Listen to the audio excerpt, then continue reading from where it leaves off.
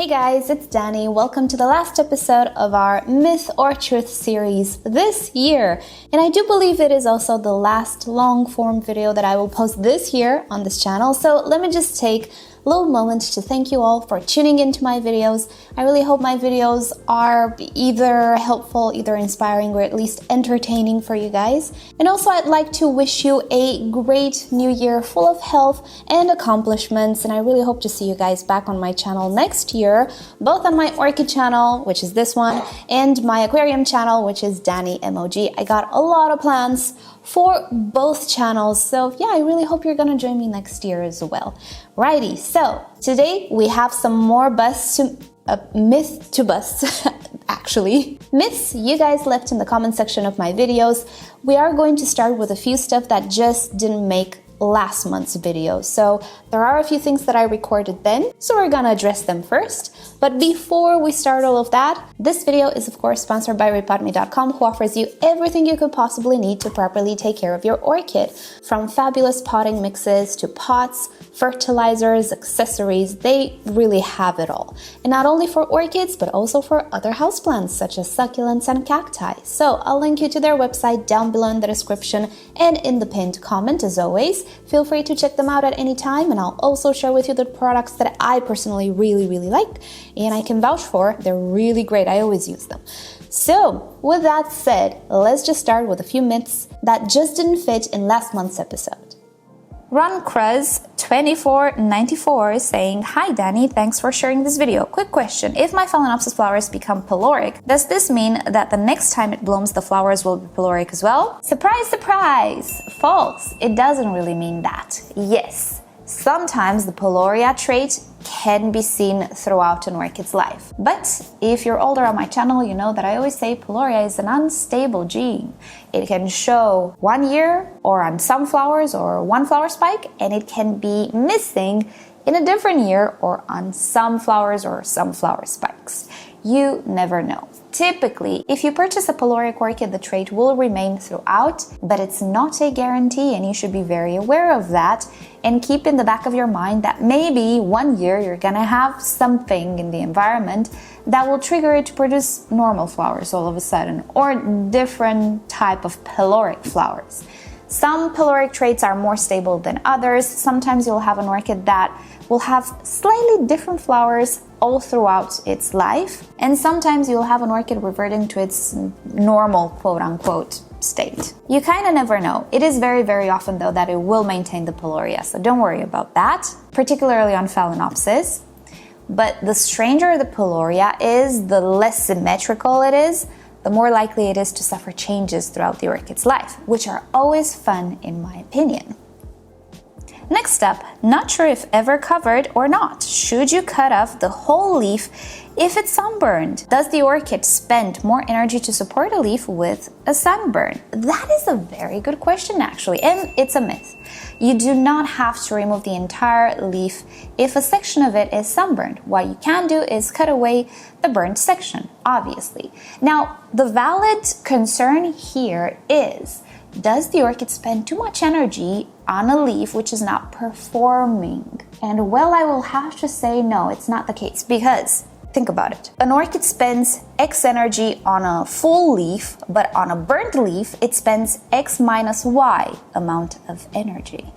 And the remainder section of the leaf still photosynthesizes. The only patch that is not photosynthesizing is the burned patch, but it's not consuming resources either because it's burned, it's dried, and if you leave it, you'll see that the orchid creates a very nice seal around it. So in my opinion, no. I don't think leaves with burned spots are detrimental and they consume more energy, or the orchid consumes more energy on something that is not efficient, because it does a very good job on isolating the damage, and the damaged part does not consume resources. It doesn't produce anything, but it doesn't consume anything either. That's what my logic says, but that's a very good question. Good job. Next up, fragrant orchids like Cattleyas produce more stronger scent when the buds and flowers are exposed to natural sunlight when compared to indoor grow lights. That is a myth, and I actually tested this in the past. So here we have my redolence, which is smelling like chocolate. I broke the flower spike, sadly. That's why it looks like this. It's fine. This guy is growing exclusively under grow lights right now in one of my cabinets. It smells just as strong. Wow, it smells very strong. And I did a trick with a Schilleriana hybrid, either the J.O.'s Pink Girl, either the Schilleriana. It was very cloudy outside. I was not detecting any scent from that orchid. I put it under the grow lights. Poof, started to smell. So that is a myth in my experience. I don't believe orchids smell better when they're exposed to natural light than grow lights. What I feel makes the difference is the intensity. The brighter it is, the more they release their fragrance. That's what I discovered.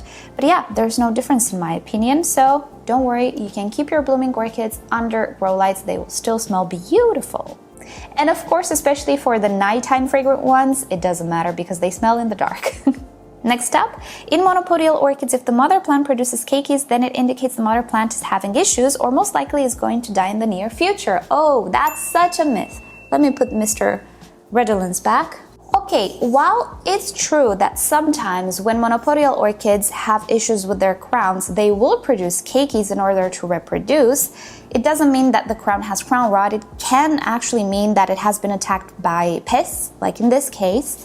So while that really happens, correlation doesn't imply causation.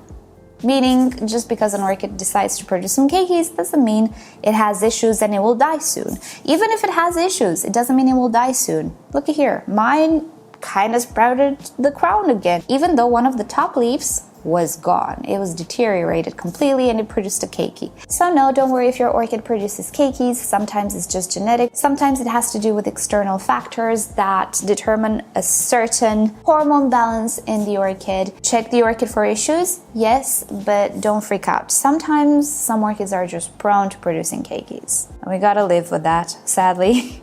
Alrighty, back to present day. Wanda is asking if this is myth or truth. Using Epsom salts really benefits our orchid's growth. And that is, how should I say this? False, true, it can be both. It really depends because Epsom salts can deliver magnesium to our orchid. That's pretty much what it is. Magnesium sulfate, right? Let me check. Yeah, it's magnesium sulfate, see? But here's the thing, do we really need it? If we're using a proper fertilizer which offers a full or close to full menu of nutrients, I don't think we really need to supplement more magnesium. Also keep in mind, magnesium and sulfur are just one element that orchids and other plants need. And for an orchid to perform normally and flourish, it actually needs all elements. We cannot just dose nitrogen or macro elements and no micro elements and expect it to perform like out of this world. Everything works together. These elements help orchids regulate their functions, their breathing, formation of new structures, they all work together. So if you feel like your fertilizer does not contain enough magnesium, then yeah, Epsom salts is a good source of magnesium, but if you have a full menu fertilizer, why would you bother with it? Furthermore, it's not a good idea to overdo it with any of these elements, so you might overdo it if you're gonna use Epsom salts as well. So it really depends, but it's not a miracle potion. Nothing is a miracle potion. It just has to fit in the puzzle. If it's needed, it's good. If it's not needed, it might be bad actually. So Wanda, if you were thinking if you should spend your money on the Epsom salt just for the orchid, no, don't. Use it for something else.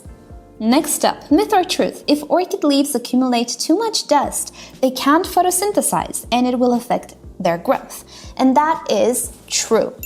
Dust actually can form a blanket that shadows the leaf. Is that even a verb? Sorry if it's not. But don't be very concerned about it. I mean, you would have to have some proper amount of dust on your leaf for your orchid to just stop photosynthesizing. Most light still goes through. It does indeed impair photosynthesis to some degree. Is it going to be noticeable? I don't know. I never let my orchids get super full of dust. I don't think a thin layer of dust will have any meaningful impact. Maybe your orchid will produce one less flower. I don't know. It's hard to quantify the effect. The theory is there. Obviously, anything that can shade the leaf will decrease photosynthesis, right? How much, and if it's even something noticeable, I don't know, it's very hard to measure. Don't worry about it, but do try to maintain your leaves as clean as possible for best results, right? But don't lose sleep on it. If you see your orchid is kind of dusty and you're just so tired and you just want to go to bed, go to bed. It's not that serious. Don't worry about it.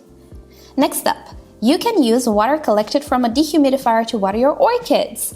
That's an interesting question, and theoretically, in a perfect world at least, yes, you can definitely use it because it should be very soft water, very clean, quote-unquote water. Is it clean though? That's what you need to think about, because a dehumidifier gets all the moisture in your room, in the air. Well, those water particles can contain many other things other than just water, hydrogen and oxygen, right? They can contain traces of oils from perfumes in the room, from cooking. They can contain dust particles that are maybe not so friendly, depends what you used in your room. I don't know if orchids are just as sensitive to react to chemicals you might have in your home. Maybe they will react badly if you just cleaned your room and you used pretty harsh chemicals and then you take all of that water from the dehumidifier and use it. Maybe that will be noticeable, but just the ambiental pathogens, I guess, in the air, maybe they're not gonna affect the orchid. Again, it's very hard for me to quantify the effect. If you want to try it out, why not, with an orchid that you can easily replace, maybe a phalaenopsis or a mini phalaenopsis. But yeah, theoretically that water contains not only water, but also the pollutants you have in the room. So it really depends on what you have in the air. And last comment we are going to address today, we have to manually open the petals in the buds of some orchid hybrids, as the petals are often stuck to each other. Okay, I'm gonna go ahead and say it's false. Although there are exceptions, there are always exceptions, but as a rule, I would not advise you to go ahead and manually open buds and flowers of orchids if you just feel like they're not opening as fast as they should. What I would advise you to do is check your potting mix, because what most often happens is that your orchid is slightly dehydrated. If it is dehydrated, you will notice that buds... Oh goodness. Okay, so if your orchid is dehydrated, you will notice buds don't really open all that fast. They can actually get stuck. The petals can get stuck together. You'll also notice the leaves becoming limpy and all of that. It is one of the signs of dehydration when it comes to flowers. So check your orchid. You might need to give it a good watering. If your orchid is dry, do water it. And also pay attention to your orchid when it's in bloom, because typically it will consume a little bit more water than usual. And if you're using a non-water retentive medium, that can be very dramatic when it has a lot of flowers. So I would do that, then manually trying to open them. See if that helps. Give your orchid a good watering, and in 2 days or so, you should start to see those flowers really opening up and the buds having a much easier time opening up. If it still doesn't work, yes, there are exceptions. There are cases in which maybe some flowers are a little bit distorted, especially with hybrids. Maybe you can try to help them a little bit, but that's typically a last resort, because petals and sepals are very, very, very sensitive, and most often than not, I'm gonna go ahead and say that you're gonna damage the flower, and you don't really want to do that. If there's no other way and the flower is just compressed, closed shut, you know, you have nothing to lose. But you have to really, really assess the situation. And I would go ahead and check about that dehydration first before you go ahead and try to open your orchid manually. Okay, so that is about it for today. Thank you guys so much for watching this video. I hope you've enjoyed today's Myth or Truth. If you have things you'd like me to debunk, put them down below in the comment section. I know we still have a lot of them that I didn't respond. I'll respond in future videos, don't worry. They are very good ideas. And with that said, it is time to say goodbye to 2022. What day is it today? I don't even know, it's 30th? I'm posting this today, I think. Yep, tomorrow is New Year's Eve, so I hope you have a great time, hope you have a great year. Thank you rePotme for sponsoring today's video, and thank you guys for sticking around and joining me every time I post a video. I wish you all the best. I'll see you next year. Bye. Oh, subscribe, and also check out my second channel. Bye.